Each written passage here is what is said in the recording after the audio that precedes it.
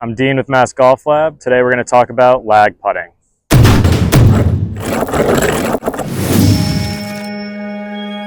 So lag putting, right? When we're on the greens, we want to try to get our first putt as close to the hole as possible. Leave yourself with the closest putt possible for your second putt. Right? So when we talk about 10 feet and in, right? We're trying to make those 10 feet and in putts. You know, tour average 8-foot putt they're making 50% of the time, but you can almost guarantee they're 3-putting that about 0 times. You know, you get the random ones. Talk about a Rory McIlroy missing a 2.5-footer in the U.S. Open. It happens to the best of them, but we know that we're going to be making those close putts on the second one most of the time. So today, lag putting, the first thing we want to talk about is matching up your speed with your read. All right, we don't necessarily have to have a perfect line when we're hitting these lag putts. We're only having the goal of getting our ball, talk about like a 3-foot radius around the hole. You're trying to get your ball to die into that circle so you know that you have a really close putt coming in on your next one. So the first thing we're going to do is take a look out at this putt here. So where the tees are to the hole, we have about 30 feet. All right, and we have a couple ghost holes that are outside the hole. The first one is very close to the hole. The second one is a little bit further away, about a putter length left of the hole. All right, so what I've done prior to this putt is I got a good idea about what this putt is doing. There's a little bit of a downhill slope, and there's a little bit of a slope down to the right. So I know that this putt is going to be breaking left to right, and it's going to be a little bit faster. All right, so any putt can be made in a variety of different ways. If you typically putt with a little bit more speed, in order to make that putt, you would have to have a little bit of a lesser read, right? The faster the ball goes, the less break it is going to take. The slower the ball goes, the more break it is going to take. So when we talk about lag putting, we do want to think about having a speed of your putt that's kind of dying into the hole. So you might want to play a little bit more break to let your ball slow down and fall into that hole. So I'm going to take 2 putts here. The first putt is going to be at the closer side to the hole with a little bit more speed, and we're going to see where it ends up.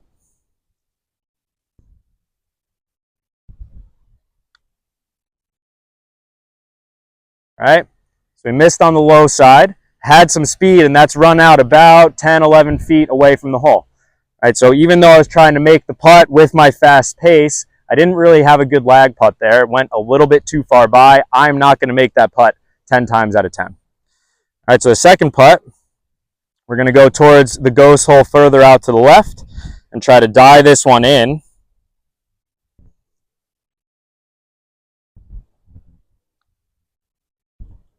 Okay, and as the ball slows down, it starts taking the break.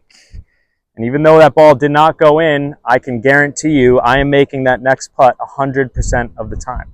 Right? So lag putting, start to think about matching up your speed to the different reads of the putt. All right, this first one, left to right, a little downhill, aimed it on the higher side, let the slope take it down and cozy up right next to the hole. So what's the best way to get better at lag putting? You got to practice, right? Spend some time on some putting greens.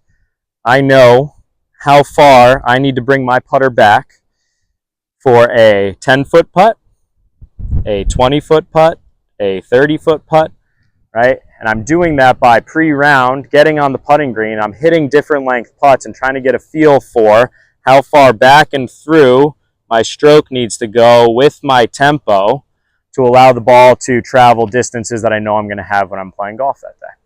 All right, so an idea would be, if this is a 30-foot putt, what if we hit this putt from 10 feet, 15 feet, 20, 25, 30, and tried to only have the goal of getting our balls to end up right around that hole as opposed to trying to make them. All right, and if we play that game, we can hit more and more putts that even when we're on the course, we're confident, if I have my speed and read matched up, that ball will fall towards that hole, and generally, as they fall towards that hole, they have a better chance of going in, and that's why you might see yourself make a couple of these more when you strictly have the goal of just trying to lag putt. So come down, see us at Old Scotland Links. We'll get on the putting green, we'll work on your speed, work on reading greens, and get you 2 putting more and get rid of those awful 3 putts that jack up your score. Damn it, I didn't make one.